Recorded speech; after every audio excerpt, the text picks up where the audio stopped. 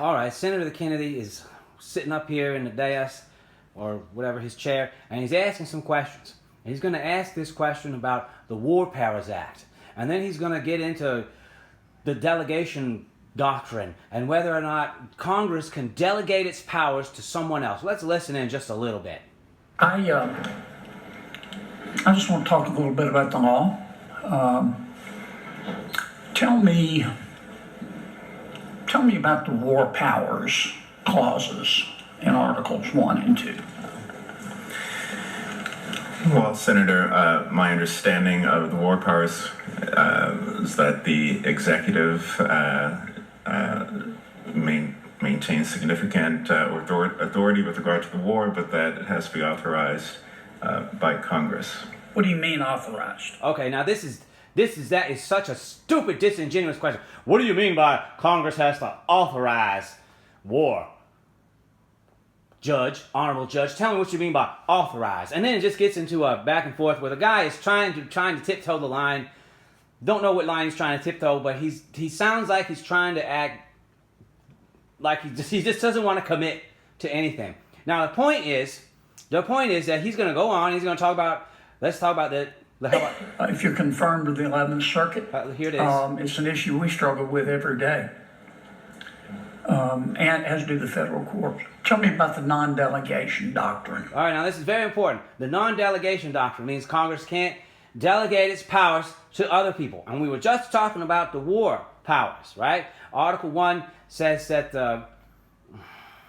Article 1, Section 8 says the president cannot do anything, cannot make a war unless he's authorized by Congress. Article 2 says Congress has the power to declare war. If you're not aware of this, America has been at war for a long time now, but the last time America officially declared war, that means when the Congress declared war, was December 8th, 1941, when the United States declared war against Nazi Germany. Since then, every single other war has not passed the muster of constitutionality. No Congress has ever declared war on Korea, on Vietnam, on Iraq, on Bosnia, on Panama, on Grenada, or wherever else the United States has been. The Congress has never declared war.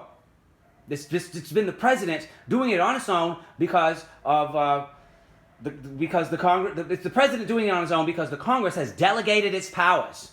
Delegated its powers. Now that shouldn't be done in the first place. Now let's listen. Let's listen in some more.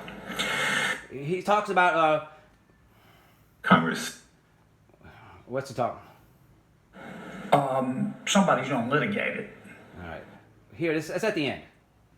It's been pretty clear what the principle is. It goes back, 80 years. But let's suppose. Well, strike that. But what I'm trying to understand is how you think, Judge.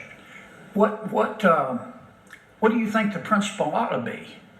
I mean, our founders were very clear that the legislative power is ours, and clearly we've given away that legislative power in some instances to some administrative agencies. Yeah, they have. They have. Especially when it comes to war. They've given those powers to the president. Do you think Congress authorized strikes on the Houthis? No. Did they authorize a strike on Iran?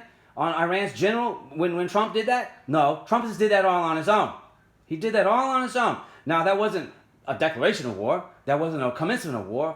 But, that's tiptoeing the line. What do you think the principle ought to be? Could the Congress just come in one week and say, we're tired?